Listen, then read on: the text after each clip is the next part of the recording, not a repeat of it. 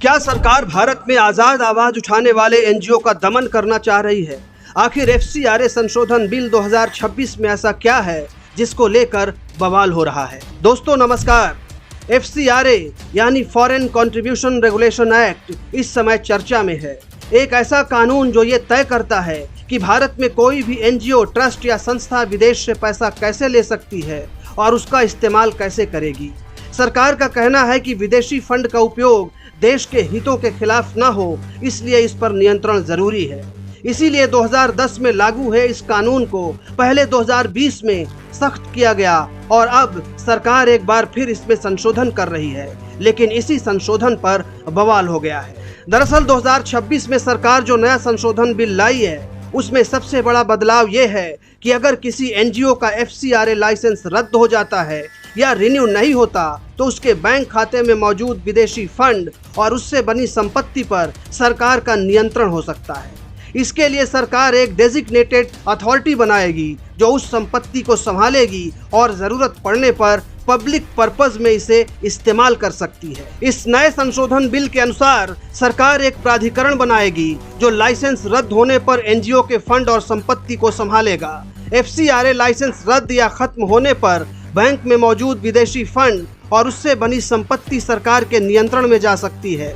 अगर एनजीओ दोबारा लाइसेंस नहीं लेता तो संपत्ति का इस्तेमाल सरकार सार्वजनिक कार्यों में कर सकती है। रिन्यूअल न होने पर लाइसेंस अपने आप खत्म माना जाएगा। अगर बाद में एनजीओ को लाइसेंस मिल जाता है तो बचा हुआ फंड और संपत्ति वापस की जा सकती है। नए संशोधन के पीछे सरकार का दावा है कि पिछले कुछ सालों में कई एनजीओ ने एफसीआरए नियमों का उल्लंघन किया है, फंड का सही उपयोग नहीं किया, रिपोर्टिंग में गड़बड़ी की है। इसलिए सख्ती जरूरी है ताकि पारदर्शिता बनी रहे और विदेशी पैसे का गलत इस्तेमाल न हो।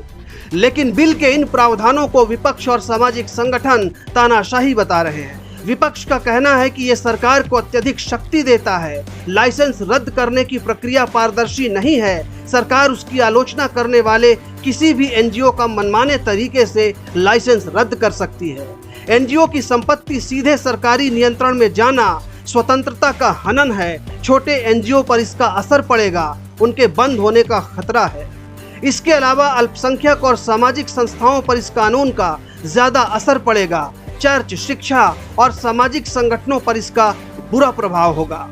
सरकार सेलेक्टिव टारगेटिंग कर सकती है, यानी जो संगठन सरकार के खिलाफ बोलते हैं उन्हें निशाना बनाया जा सकता है।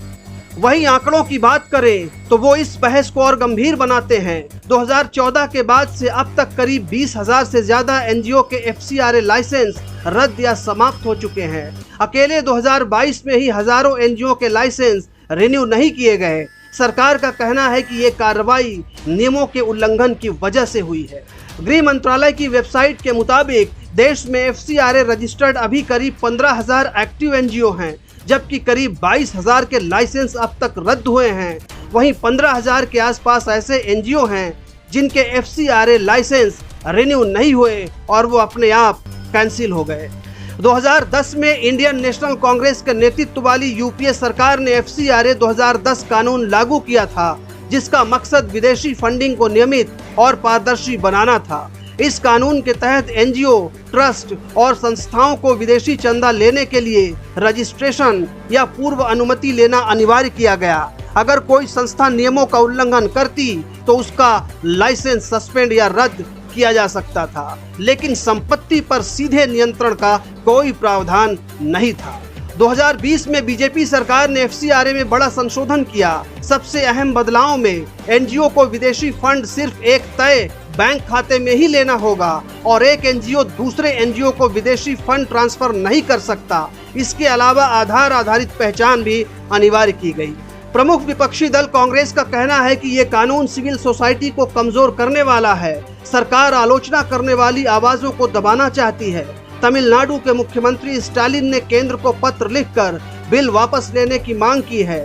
समाजवादी पार्टी के मुखिया अखिलेश यादव ने आरोप लगाते हुए कहा कि भाजपा गैर सरकारी संगठनों को नियंत्रित करना चाहती है और उन्हें कठपुतली बनाकर धीरे धीरे उनकी संपत्ति पर कब्जा करना चाहती है। हालांकि इसके अलावा कई उदाहरण हैं जिसकी वजह से सरकार की नीयत पर सवाल उठते हैं, क्योंकि आईटी एक्ट के जरिए सोशल मीडिया पर आलोचना करने वालों को चुप कराया जा रहा है। सरकार धारा 69(3)(b के जरिए किसी भी सोशल मीडिया अकाउंट को बंद करा दे रही है, उनकी पोस्ट डिलीट करवा दे रही है और इसके पीछे कोई कारण भी नहीं बताया जाता। इसलिए अब यह आशंका जताई जा रही है कि सरकार आईटी एक्ट की तरह ही एफसीआरए कानून का भी दुरुपयोग करेगी और सोशल मीडिया के बाद अब आलोचना करने वाले एनजीओ पर कार्रवाई करना आसान हो जाएगा। एफसीआरए रजिस्टर्ड एनजीओ का बड़ा हिस्सा दक्षिण भारत में है। 2016-17 के डेटा के अनुसार कुल एफसीआरए एनजीओ में से लगभग 50% सिर्फ तमिलनाडु, महाराष्ट्र, आंध्र प्रदेश, कर्नाटक और केरल जैसे 5 राज्यों में हैं। दक्षिण भारत में मिशनरी शिक्षा और हेल्थ सेक्टर में एनजीओ लंबे समय से सक्रिय हैं। स्कूल, कॉलेज, अस्पताल बड़ी संख्या में एनजीओ मॉडल पर चलते हैं। विदेशी फंडिंग का करीब 60% दिल्ली, तमिलनाडु, महाराष्ट्र और कर्नाटक में इस्तेमाल होता है। रिपोर्ट अगर पसंद आए तो इसे लाइक करें, शेयर करें और हमारे चैनल को सब्सक्राइब कर लें।